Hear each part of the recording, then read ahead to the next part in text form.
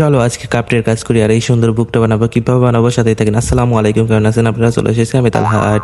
এই বুকটা হবে গিফট বুক আর এখানে অনেক ডিজাইন করা হবে। আপনারা আমার ভিডিও দেখতে থাকলে বুঝতে পারবেন, মানে আমার পেজটা ফলো দিয়ে পাশে থাকেন তাহলে দেখতে পারেন। প্রথমে আমি লাল একটা নিয়েছিলাম, শক্ত কাগজ নিয়ে সুন্দর করে কেটে নিয়েছিলাম। আমি যতটুকু পরিমাণ বই বানাবো ওই মাপে আর কি কেটে নিয়েছি। তারপরে আমার শর্ট করে গেছিলো, তারপরে দুইটা আমি খাতার পেজ মানে খাতার প্রথমে শক্ত কাগজ থাকে সেটা আমি কেটে নিয়েছিলাম। এই যে এটা যেরকম দেখতে পাচ্ছি। ওরে শালা, আমি তো ভিডিও থেকে পিছিয়ে পড়েছি, বয়স আরও তাড়াতাড়ি দিতে হবে। যাই হোক, আমি রঙিন কাগজ লাগাই নিয়েছিলাম, মানে কালো করে কেটে নিয়েছিলাম, মানে আমি কালো বুক বানিয়ে নিয়েছিলাম, তাই কালো পেপারগুলো চুজ করেছি। তারপরে সুন্দর করে আটা দিয়ে লাগাইছিলাম। আপনারা ভিডিও দেখলেই পারলে বুঝতে পারছেন কিভাবে করেছি। তো গাইজ, কালো পেপারগুলো এক সাইডে লাগানো হয়ে গেছিলো, এখন আমি অন্য সাইডে পেপারগুলো লাগাই নেবো। আর তো আমি আর একটা পেপার নিয়ে সুন্দর করে কেটে নিয়েছিলাম এই বইয়ের পেপার অনুযায়ী। তারপর আটা দিয়ে আমি সুন্দর করে লাগাইছিলাম। আর এখানে আটা বেশি করে দিতে হবে, নাহলে কাজের ফিনিশিং ভালো আসবে না, তাই কিপটা আমি করলে চলবে না। কেমন লাগে দুইটা রঙিন কাগজের জন্য এখন আবার বাজারে যেতে হবে, কম পড়ে গেছে। কি করার, কত গাইজ, অপেক্ষা করো দ্বিতীয় পার্টের জন্য।